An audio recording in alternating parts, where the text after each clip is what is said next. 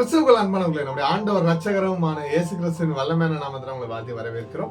இன்றைய வேத தியான பதிவாசி தெரிந்து கொள்ளப்பட்ட வேத வசனம் 2 ராஜாக்கள் 5ஆம் அதிகாரம் 27ஆம் வசனம். ஆகையால் நாகமானின் குஷ்டரோகம் உன்னையும் உன் சந்ததியாரையும் என்றென்றைக்கு பிடித்திருக்கும் என்றான். உடனே அவன் உறைந்த மலை நிறமான குஷ்டரோகியாகி அவன் சமூகத்தை விட்டு புறப்பட்டு போனான்.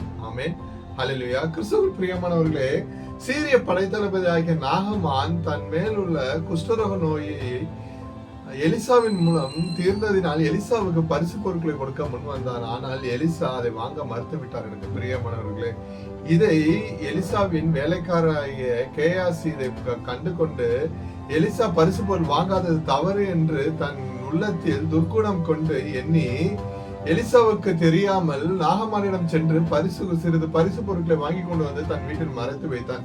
இதை எலிசா தன் ஞானத்தால் தெரிந்து கொண்டு கேயாசியிடம் சென்று, நீ இவ்வளவு நாள் எங்க இருந்தாய் என்று கேட்டதற்கு கேயாசி நான் இவ்விடம்தான் இருந்தேன் என்று பொய் சொல்வதனால் எலிசா இவ்வாறாக கூறுகிறார், நீ நாகமானிடமிருந்து பரிசு பொருளை வாங்கி கொண்டு வந்ததினால் நாகமானின் குஷ்டரோகம் உன்னையும் உன் சந்ததியாரையும் பிடிக்க கிடவது என்று கூறினார். உடனே கேயாசியின் சந்ததியாரும் வெண்குஷ்டத்தினால் பாதிக்கப்பட்டு சமூகத்தை விட்டு புறம்பே தள்ளப்பட்டார்கள். எனக்கு பிரியமானவர்களே, நாகமான் ஒரு புரோஜாதியானாய் இருந்தாலும் தேவன் மேல் கொண்ட நம்பிக்கையினால் தன் குஷ்டரோகம் நீங்கி சுகமானார். ஆனால் கேயாசி தேவனுடைய ஊழியக்காரனாய் இருந்தும் தேவனுக்கு புறம்பாக தன் பேராசையினால் தன் வாழ்வையை அழித்துக் கொண்டார். எனக்கு பிரியமானவர்களே, தேவனுடைய பணியில் நேர்மை அவசியம், கள்ளத்தனம் தண்டனையை பெற்று தரும்.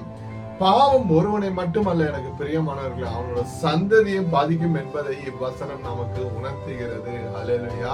கிறிஸ்துவுக்குள் பிரியமானவர்களே, ஊழியத்தின் பாதை நாம் கடந்து வரும் நேரங்களில் அநேக காரியங்களில் தேவனுக்கு பிரியமில்லாத காரியங்கள் நம்மளை பின்தொடரும் போது நம்ம அதை தவிர்த்து விட்டு வர வேண்டும். இல்லை என்றால் நம்மையும் நம் சந்ததியாகிய நம் பிள்ளைகள் மேலும் அந்த பாவம் வந்து சேரும். எனக்கு பிரியமானவர்கள், ஆகையால் தேவன் மேல் பற்றுதல் கொண்டு உண்மை உத்தமமான ஊழியக்காரனாக வாழ வேண்டும். நம்மை அழைத்த தேவன் உண்மை உள்ளவர்.